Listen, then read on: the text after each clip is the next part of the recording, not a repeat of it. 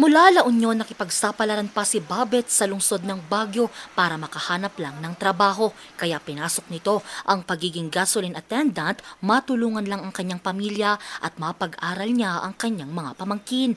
Kaya naman tuwing sasapit na ang buwan ng Disyembre, excited na ito lalo pat matatanggap na niya ang kanyang 13-month pay. Pang ano na kasi yun, pambili ng materialis. Dadagdagan kasi ng kapatid ko din. So nabitin-bitin kasi yung sa pambili ng materialis. Kasi dahil sa nag-aral yung kapatid kong bunso.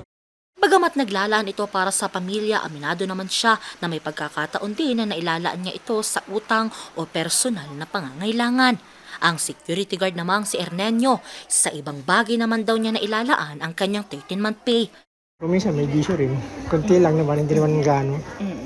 Inom-inom lang, ganun. Doon pa napupunta. Pero hindi naman lahat. Ilan lamang sila sa mga excited ng makatanggap ng 13-month pay at bonus bago magpasko. Pero ano nga ba ang pinagkaiba ng bonus at 13-month pay? Ang 13th month pay talaga should be viewed with purpose. So, gusto kong i-differentiate natin yung Christmas bonus sa 13th month pay. Yun ang first na point ko siguro this morning. Hindi kasi tutulad ng bonus na voluntary. Yung bonus natin na natatanggap, regalo yun, depende sa company, be it private or public sector. Pero, yung 13th month pay natin, mandatory yan according sa PD 851 o Presidential Decree 851.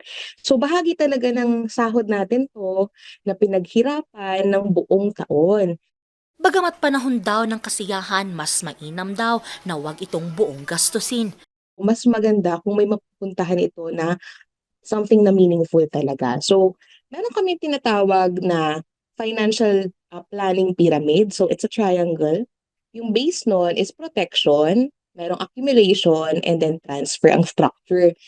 So, basically, ang point nito is bago tayo gumastos o di kaya mag-invest, unahin natin yung tinatawag na base. Doon sa protection, nandun si emergency fund, insurance, and then yung short-term security natin like savings. Anya, wala namang masama kung mag-enjoy tayo sa ating pinaghirapan pero dapat daw may disiplina. Deserve mo yan kasi pinaghirapan mo, no? Pero mas fulfilling talaga kapag mayroon tayong long-term na mabubuo mula doon sa pinaghirapan natin. Money should serve our joy today and our peace tomorrow. Hindi siya nag-start or hindi siya nag-stop sa present lang eh. Basically, ito yung point ng pagkakaroon natin ng 13th month pay or whatever it is sa tinatangkilik natin, be it our salaries or whatever. Importante ang elemento ng balance. Iyan. So, hindi pwede na nakalagay lang din lahat doon sa pang-future mo.